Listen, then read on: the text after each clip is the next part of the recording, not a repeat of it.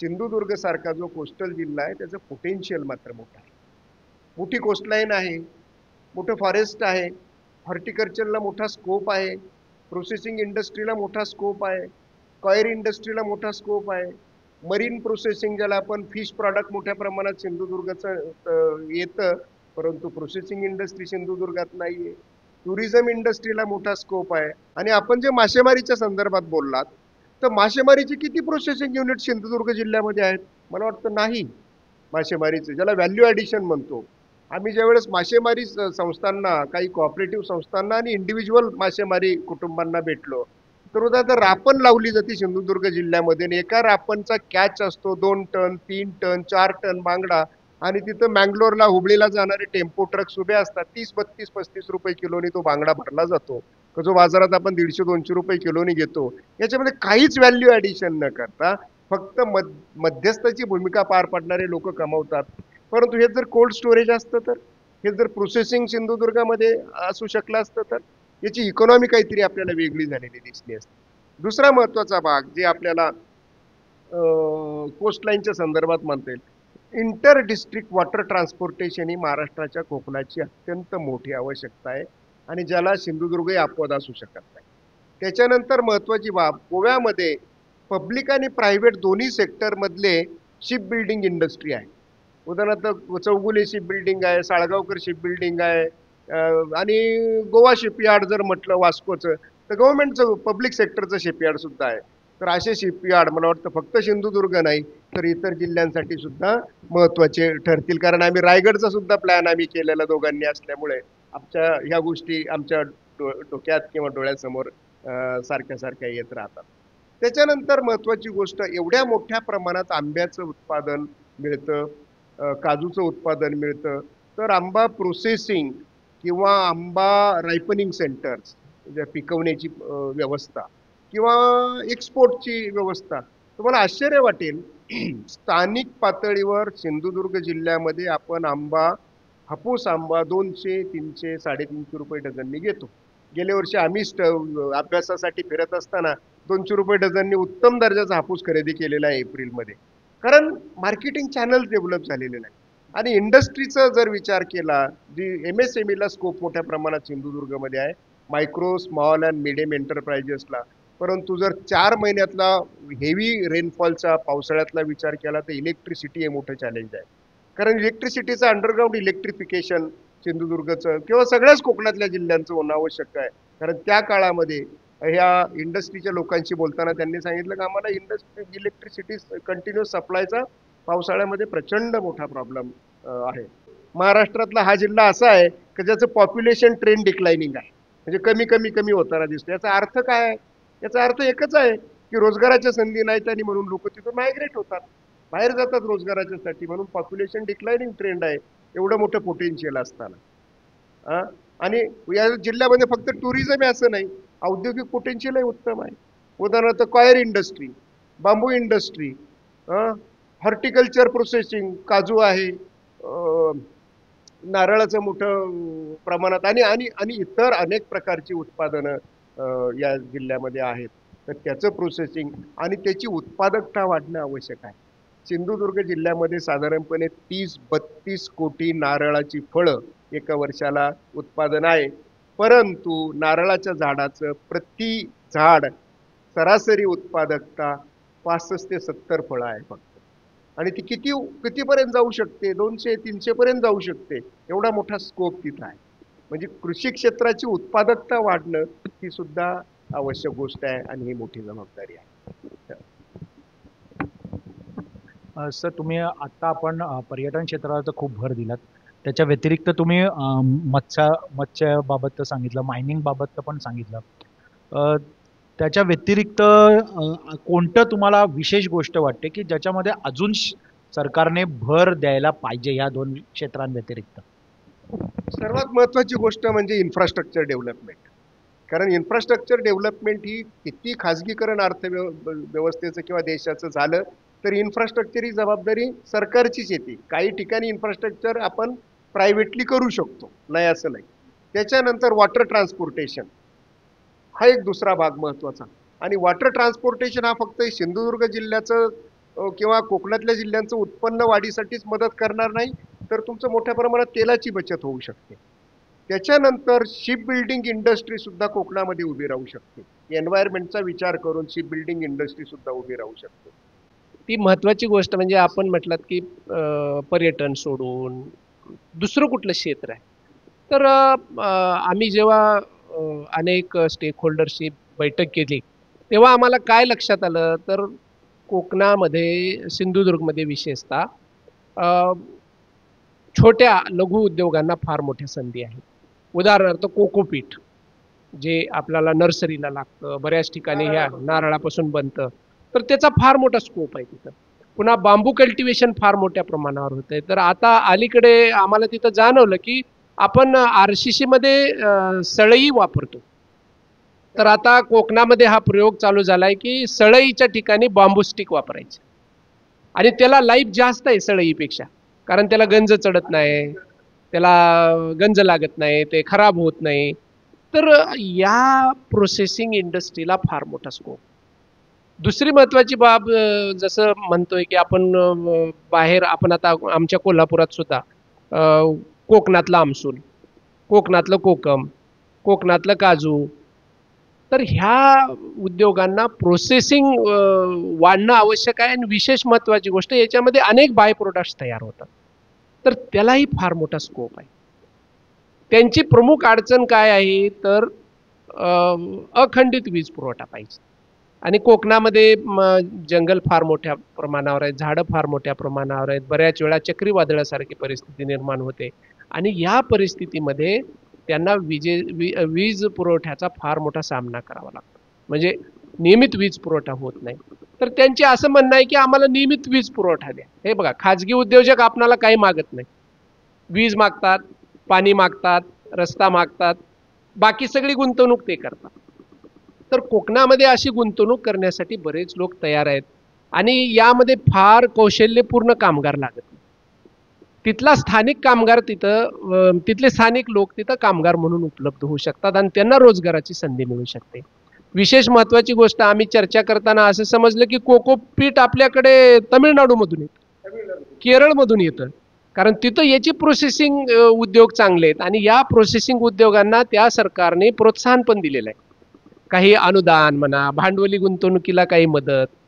तर तशा पद्धतीची मदत इथं होणं आवश्यक आहे, जेणेकरून औद्योगिक क्षेत्रातला रोजगार वाढेल. औद्योगिक क्षेत्रातला रोजगार हा हमखास रोजगार असतो. पर्यटनाचा रोजगार हा कोकणातला सिंधुदुर्गमधला सीझनल आहे, म्हणजे त्या सीझनला पर्यटक आले त्या दिवशी धंदा होतो, पर्यटक नाहीत धंदा होत नाही. मात्र उद्योगातला जो रोजगार आहे तो हमखास रोजगार असतो, हमखास मोबदला देणारा रोजगार असतो. यातून आपणाला जे आउट मायग्रेशन आहे, म्हणजे सिंधुदुर्गमधून बाहेर मुंबई पुण्यासारख्या शहरामध्ये लोक काम करण्यासाठी जातात, तर त्यांना तिथंच थांबवता येईल, कारण तिथं थांबणं ते, आणि विशेष म्हणजे तरुण थांबणं फार आवश्यक आहे.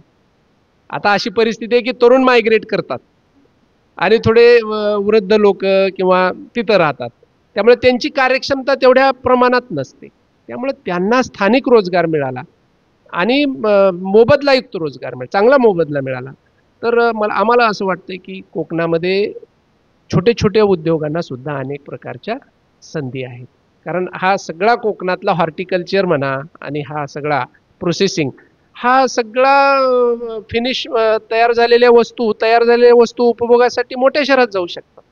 म्हणजे याचा काही स्थानिकच बाजार आहे असं नाही आहे, पर्यटक तर ते घेऊन जातातच, पण या आपल्याला बाहेर सुद्धा पाठवता येऊ शकतं. आणि आता योगायोगाने हा गोवा मुंबई हायवे सिंधुदुर्ग जिल्ह्यात तो पूर्ण झालेला आहे, उर्वरित डिसेंबरपर्यंत होईल अशी अपेक्षा आहे. पोल्ट्री इंडस्ट्रीला सिंधुदुर्ग जिल्ह्यामध्ये मोठा वाव आहे, कारण इकडे गोवा आणि इकडे मुंबई. गोव्याचं पोल्ट्री कन्झम्पशन प्रचंड मोठं आहे आणि ते सगळं कर्नाटकातून पोल्ट्री गोव्याला येते. तर सिंधुदुर्गला तो एक अलाइड ॲग्रिकल्चर सेक्टरचा ॲडव्हान्टेज आहे. मोठा धाडसाचा प्लॅन ठरेल का सिंधुदुर्ग जिल्ह्यामध्ये? मी फक्त सिंधुदुर्गच म्हणणार नाही, सिंधुदुर्ग, रत्नागिरी, रायगड या जिल्ह्यांमध्ये जर आपण शिप बिल्डिंग इंडस्ट्रीला वाव दिला, तर त्याच्यासाठी रस्ते निर्माण करून दिले आणि प्रायव्हेट सेक्टरला जर चालना दिली, तर मोठ्या प्रमाणामध्ये शिप बिल्डिंग इंडस्ट्री उभी राहू शकते गोव्यासारखी. गोव्यात तरी मर्यादा आहे, छोटासा स्टेट आहे, परंतु आपल्या कोकणामध्ये मोठ्या प्रमाणात वाव आहे शिप बिल्डिंग इंडस्ट्रीला. तिथं राजकीय इच्छाशक्तीचा महत्वाची गोष्ट आहे. आणि सर्वात महत्वाची गोष्ट म्हणजे 65% लेबर फोर्स सिंधुदुर्गचं जे शेती क्षेत्रावर अवलंबून आहे, आणि जे शेती क्षेत्र फक्त भात आणि हॉर्टिकल्चर आणि सिंगल क्रॉपिंग, कारण रबी क्रॉपिंग नाहीच आहे, कारण इरिगेशनच्या फॅसिलिटीज नाहीत. पावसाळ्यात खरीपावर जे काय क्रॉपिंग होतं, भात वगैरे होतं, आणि मग उरलेल्या काळामध्ये हॉर्टिकल्चर, नारळ, काजू हे मिळतं. याच्यापेक्षा भात काढल्यानंतर तिथं रबीचं कल्टिवेशन होत नाही, कारण इरिगेशनच्या फॅसिलिटीज नाहीत. तर इथं आपल्याला राजकीय इच्छाशक्ती आणि प्रशासकीय इच्छाशक्ती असणं आवश्यक आहे. त्याच्यानंतर सर्वात महत्त्वाची गोष्ट, आम्ही सिंधुदुर्गच्या जेलला भेट दिली होती. सुभाष, त्यावेळेस तुम्ही त्या भेटीच्या वेळेस तुम्ही नव्हता मला वाटतं, पण मी आणि विठ्ठल होतो. जेलला भेट दिली. त्यावेळेच्या जेल सुपरिंटेंडंटनी तिथं भाज्यांची मोठी शेती केलेली आहे. म्हणजे असं म्हणता कामा नये का इथं फक्त पावसाळीच पिकं चांगली येऊ शकतात आणि भाजीपाला, फळफळावळ, इतर नॉन ट्रॅडिशनल भाजीपाला येऊ शकत नाही.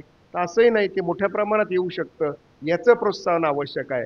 आणि आम्ही कलिंगडाची लागवड मोठ्या प्रमाणामध्ये होऊ शकते रबी सीझनमध्ये, आणि मोठ्या प्रमाणात इतर शहरांमध्ये, इतर राज्यांमध्ये त्याची निर्यात होऊ शकते.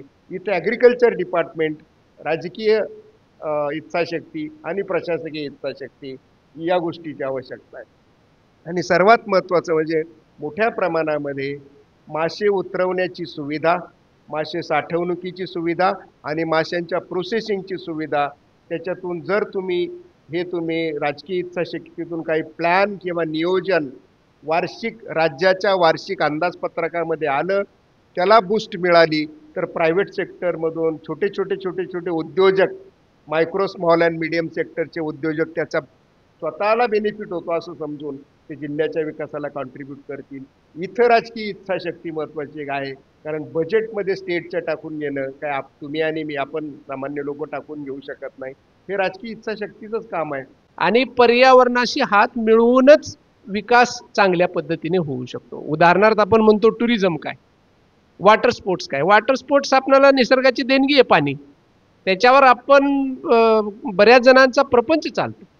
म्हणजे जे बोटी आहेत, मासेमारी आहेत, त्याला मत्स्य शेती म्हणतो आपण. ॲक्च्युली त्याला मासेमारी पण म्हणत नाही. तो एक आम्ही जी इकडे सर्वसाधारण शेती करतो तसं ते मत्स्य शेती करतात. तर या सर्व बाबी पर्यावरणाचा ऱ्हास न होऊ देता सिंधुदुर्गचा विकास करण्यासाठी अनेक बाबी या अहवालात मांडलेल्या आहेत. त्यामुळं त्या सगळ्यात महत्त्वाच्या आहेत. आणि आताच सरांनी सांगितल्याप्रमाणे कृषी क्षेत्र ही फार मर्यादित आहे सिंधुदुर्गचं, कारण जमीन उपलब्धता फार कमी आहे, फॉरेस्ट मोठ्या प्रमाणावर आहे. आणि या शेत जमिनीसोबत आम्ही 2-3 हे केले, तर मधमाशा पालन हाही प्रोजेक्ट सिंधुदुर्गमध्ये राबवलेला आहे, जो आंबोली या साईटला आहे. तत्कालीन सन्माननीय कलेक्टर तावडे साहेबांनी आम्हाला त्याची पूर्ण माहिती दिली की आम्ही हे मधमाशी पालन कसं करतो, त्याच्यातून काय होऊ शकतं. अशा अनेक संधी, म्हणजे निसर्गाला हातात हात घालून उत्पन्न वाढवण्याच्या अनेक संधी सिंधुदुर्गमध्ये आहे. त्यामुळं आपण त्याकडे मला वाटतंय जास्त, कारण सिंधुदुर्गमध्ये फार मोठे उद्योग आणून टाकण्याची आवश्यकता नाही. आपले छोटे प्रक्रिया उद्योग झाले, कारण सिंधुदुर्गची लोकसंख्या आणि लेबर फोर्स पार्टिसिपेशन रेट बघितला तर आपल्याला फार मोठं करण्याची सिंधुदुर्गमध्ये आवश्यकता नाही आहे. जसं आपण मराठवाड्यात गेलो तर जिल्ह्याची लोकसंख्या 40 लाख आहे, 30 लाख आहे, तशी सिंधुदुर्गची नाही आहे. म्हणजे मानवी श्रमाचा फार मोठा दबाव नाही आहे तिथे. त्यामुळं या छोट्या बाबी करून, पर्यटन म्हणा, आपलं प्रोसेसिंग इंडस्ट्री म्हणा, किंवा छोटी शेती, जसं आपण म्हणलो शेतीचा एक हंगाम जरी वाढवला तरी त्यांचं उत्पन्न वाढू शकते. पाणी व्यवस्थापन करणं आवश्यक आहे. म्हणजे किती रेनफॉल होतो आणि रबी पीक नाही, म्हणजे हा फार द्वंद्व असलेला भाग आहे. कारण एवढ्या मोठ्या प्रमाणावर पाऊस पडतो आणि रबीला पाणी नसतं, म्हणजे शेतकरी एकच वेळ भात घेतात, पुन्हा शेतात जातच नाहीयेत. भाजीपाला घेऊ शकतात, कारण क्लोज प्रॉक्सिमिटी सरांनी सांगितलं, जसं गोवा, म्हणजे भाजीपाला तयार केला तरी लगेच गोव्याला जातो, कारण गोव्याला जाणारा भाजीपाला आमच्या कोल्हापूरमधून जातो, सध्या बेळगावमधून जातो, तर सिंधुदुर्ग जवळ आहे त्यांना. तर ह्या सगळ्या संधी पर्यावरणाच्या ऱ्हास न करता पर्यावरणाचा आपण सिंधुदुर्ग जिल्ह्याचा विकास करू शकतो, तिथल्या लोकांना उत्पन्नाची साधनं निर्माण करून देऊ शकतो. आणि या सर्व बाबी विस्तृतपणे, म्हणजे आम्ही काय फक्त आकडेच दिलेत असं नाहीये, त्याच्या मागचं जी विश्लेषण आहे ते सगळं विश्लेषण यामध्ये दिलेलं आहे. आणि आज सध्या सिंधुदुर्गमध्ये कोणता उद्योग किती प्रमाणात आहे त्याची पण माहिती आम्ही या अहवालात दिलेली आहे, आणि तो किती वाढण्याची आवश्यकता आहे. तर या सर्व बाबी मला असं वाटतं की सिंधुदुर्ग वासियांच्या उत्पन्नामध्ये वाढ करण्यासाठी, त्यांचं जीवन समृद्ध करण्यासाठी बऱ्याचशा गोष्टी करता येऊ शकतात. आणि आमची अशी आशा आहे की या सगळ्या गोष्टी केल्या जातील, कारण शेवटी शासनसुद्धा जनतेचाच विकास व्हावं याच धारणेचं असतं. कोणतंही शासन असू दे, ते स्थानिक प्रशासन असू दे किंवा राज्य पातळीवरचं शासन असू देत. तर या सगळ्या बाबी जर केल्या तर सिंधुदुर्गमध्ये चांगल्या पद्धतीने आर्थिक विकास होईल, लोकांना उत्पन्नाची साधनं मिळतील, स्थलांतराचं प्रमाण कमी होईल आणि तिथली बायोडायव्हर्सिटी सुद्धा ही शाबूत राहील, जपली जाईल असं वाटतं. आता प्रोफेसर सुभाषने सांगितल्याप्रमाणे मी थोडीशी 1-2-3 आकडे आपल्याला सांगतो. प्रायमरी सेक्टर वर्कफोर्सचा किती आहे? 2.25 लाख. हां, औद्योगिक क्षेत्रातली वर्कफोर्स साधारणपणे एक 40,000 आणि सेवा क्षेत्रात 87,000. म्हणजे फार मोठा दबाव नाही आहे त्या जिल्ह्यामध्ये, आणि म्हणून विकासाला स्कोप आहे, म्हणून गुंतवणुकीला उत्तम स्कोप आहे, उत्पन्न वाढीला स्कोप आहे. परंतु हे जे अनेक एरियाज राहिलेले आहेत, नॉन पोल्युटिंग इंडस्ट्री आणण्याला सिंधुदुर्गमध्ये फार मोठा स्कोप आहे. कॉयर इंडस्ट्री आहे, बांबू इंडस्ट्री आहे, त्याच्यानंतर कोको इंडस्ट्री आहे, हॉर्टिकल्चर प्रोसेसिंग फार मोठ्या प्रमाणात होऊ शकतं. आंब्याचं एक्सपोर्ट युनिट्स आंब्याचे, कशासाठी सिंधुदुर्गाचा आंबा किंवा रत्नागिरी आणि रायगडचा आंबा, देवगड हापूस इथून मुंबईच्या वाशीला आणि त्या व्यापाऱ्यांनी निर्यात करायचा.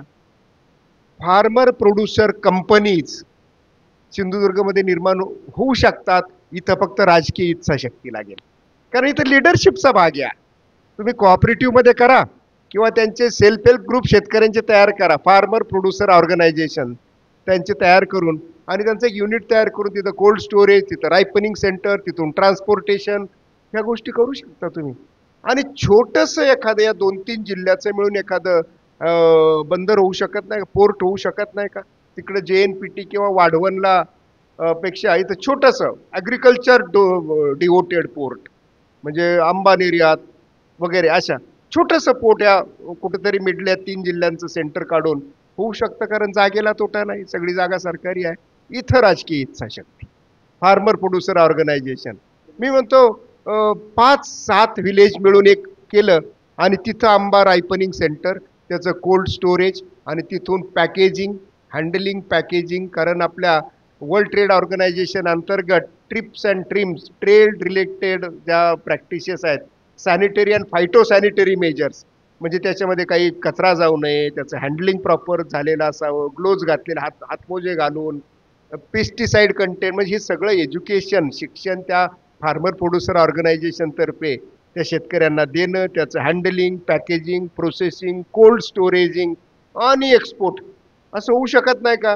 तर मला वाटतं हे असं आमचं काहीतरी आयडिया वाटतात, परंतु हे होऊ शकतं इथं राजकीय इच्छाशक्ती. सर, मला असं विचारायचं आहे की मुंबई किंवा आता रायगडमध्ये जसं नवीन विमानतळ होते, तसं सिंधुदुर्गमध्ये सुद्धा विमानतळ ऑलरेडी झालेलं आहे. ते मध्येच बंद पडतं, चालू होतं, अशा अनेक बातम्या या चित्रात होतात. तर ह्याचा नेमका या सिंधुदुर्ग जिल्ह्यावरती नेमका काय परिणाम होतो आणि काय नेमकं केलं गेलं पाहिजे की ज्याच्यामुळे या एअरपोर्टचा वापर या विकासासाठी जास्त करता येईल?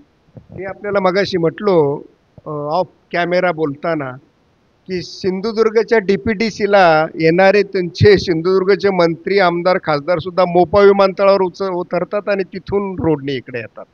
आता मोपा विमानतळ हे एक मोठं चॅलेंज आहे सिंधुदुर्गला, पण ते गोव्याची सुविधा आहे. सर्वात महत्त्वाची गोष्ट सिंधुदुर्गचं विमानतळ न चालण्याची, विमानतळ झालंय, चांगली जागा आहे, परंतु विमानतळापासून जे मोठे रस्ते निर्माण व्हायला पाहिजे हायवेपर्यंत आणि इतर महत्त्वाच्या सिंधुदुर्गातल्या शहरांना किंवा तालुक्यांना जोडणारं नाहीच आहे. छोटेसे रस्ते त्या परुळ्यावरून आपण जातो, छोटासा रस्ता सिंगल गाडीचा, तिकडून मालवणकडे जातो, केरली नदीकडून छोटासा रस्ता. विमानतळ एखादं आयसोलेटेड असं विमानतळ की ज्याला कनेक्टिव्हिटी बाकी रोड कनेक्टिव्हिटी नाही, ते विमानतळ कसं चालणार? हा एक भाग. म्हणजे जे सिंधुदुर्ग जिल्ह्यामध्ये अनेक पर्यटनाचे ठिकाणं आहेत ते विमानतळाला कनेक्ट केले पाहिजे ना. हायवे चांगले मोठे मोठे रस्ते झाले पाहिजेत. जसं गोव्याचं मोपा विमानतळापासून कलंगूट बीच पर्यंत 4 पदरी स्पेशल रस्ता त्यांनी काढलाय 15-17 किलोमीटरचा. एकदा 20 मिनिटात तुम्ही उत्तर नॉर्थ गोव्यामध्ये जे महत्वाचे बीचेस वगैरे आहेत ते विमानतळावरून पोहोचता. त्याच्यानंतर विमानतळावरच्या सुविधा सिंधुदुर्गाच्या विमानतळावर काहीच सुविधा निर्माण झालेल्या नाहीत आतापर्यंत. आणि विमानतळ झालेले बरेच दिवस झाले. गणपतीला एक विमान उतरलं, तुम्ही पत्रकारांनी बातम्या दिल्या, पेपरामध्ये बातम्या दिल्या, गणपती विमानाने आला, संपलं, ग्राहक मिळ. त्याच्यानंतर महत्वाची गोष्ट आपल्याला मगाशी म्हटलो ना, फार्मर प्रोड्युसर्स ऑर्गनायझेशनला, आंबा काजूवाल्यांना विमानतळाचा ऍक्सेस तुम्ही करून देऊ शकता निर्यातीसाठी. तिथे एक ॲग्रिकल्चर पोर्ट तयार करू शकता, एक कोल्ड स्टोरेज.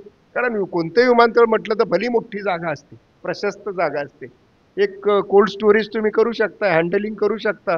आणि तिथून निदान नाही फार युरोप अमेरिकेमध्ये तर आखातात तुम्ही आंबा 1-1.5 तासामध्ये पाठवू शकता. तर अशा प्रकारे सिंधुदुर्गाच्या विमानतळामध्ये पोटेन्शियल आहे, परंतु झाल्यापासून विमानतळ ऑपरेशनल झाल्यापासून ते पोटेन्शियल आतापर्यंत वापरात आलेलं नाही. कारण विमानतळ झाला, पुढची कनेक्टिव्हिटी नाही. आणि तिथं पब्लिक सेक्टरचीच कनेक्टिव्हिटी पाहिजे, प्रायव्हेट सेक्टर काय करू शकणार. आता तुम्ही डॉक्टर नामदेव तळवले आणि डॉक्टर सुभाष कोंबडे यांची विस्तृत या अहवालाबाबतची माहिती ऐकलीत.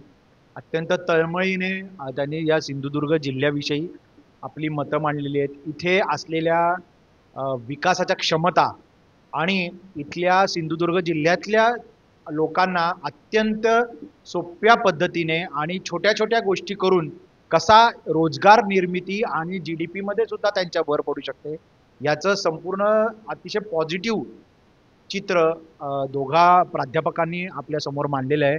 गरज आहे ती फक्त राजकीय इच्छाशक्तीची. ज्या पद्धतीने शासनाला अहवाल देऊन किंवा ज्या तळमळीने आता दोनही प्राध्यापकांनी जनवाणीशी बोलताना एक चित्र मांडलेलं आहे, ते चित्र ह्या राजकीय लोकांनी इच्छाशक्ती दाखवून उभं केलं तर कोकणाचा विकास हा गोव्यापेक्षाही पुढे जाऊ शकतो. याबाबत कोणाचंही दुमत होणार नाही. जनवाणीसाठी गणेश ठाकूर, कॅमेरामन आनंद परब सोबत, कोल्हापूर, शिवाजी विद्यापीठ.